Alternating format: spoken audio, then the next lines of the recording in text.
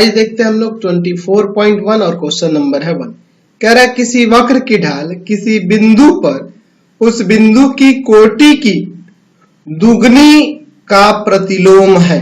तो वक्र बिंदु 4,3 से गुजरती है, तो वक्र का समीकरण हमें ज्ञात करना है। ठीक है, वक्र का समीकरण हमें निकालना है।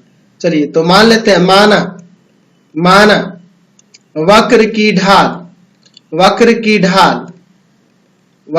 ढाल dy बटा में dx है ना। जो वक्र जो है कहां से गुजर रहा है, बिंदु x, y से गुजर रहा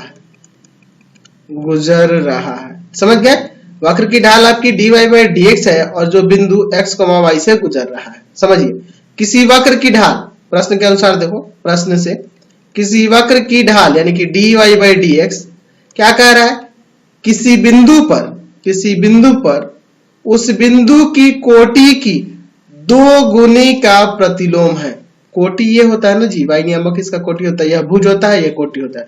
तो कोटि के 2 गुने यानी कि 2y, और 2y का प्रतिलोम क्या होगा, तो 1/2y होगा, 1/2y के बराबर है। समझ गए, तो हमें इससे वक्र का समीकरण निकालना है। तो सिंपली हम लोग यहाँ पे वेरिएबल सेपरेशन से करेंगे। 2y को इधर लाते हैं, 2y इंटू में dy और ये dx उधर लेके चल जाते हैं। अब इंटीग्रेट कर देते हैं, लिखेंगे इंटीग्रेटिंग बोथ साइड, दोनों तरफ इसका इंटीग्रेशन कर देंगे। 2 इंटीग्रेशन ऑफ y dy और बराबर में इंटीग्रेशन ऑफ dx। तो यहाँ देखो क्या हो जाएगा, y का y स्क्वायर और बाई में 2, y स्क्वायर बाई में 2 और इधर हो जाएगा x और प्लस में c, 2 से 2 कट जाएगा, आ गया y square plus x plus c।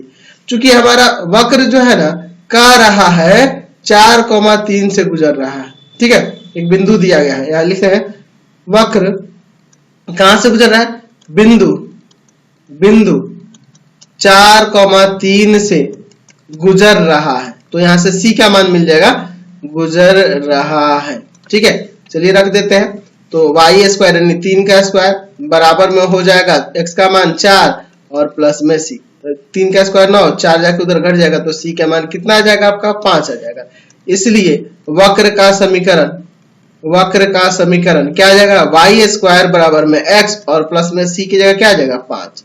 यह आपका समीकरण हो गया वक्र का। समझ गए, चलते हैं अगले क्वेश्चन पे। Question number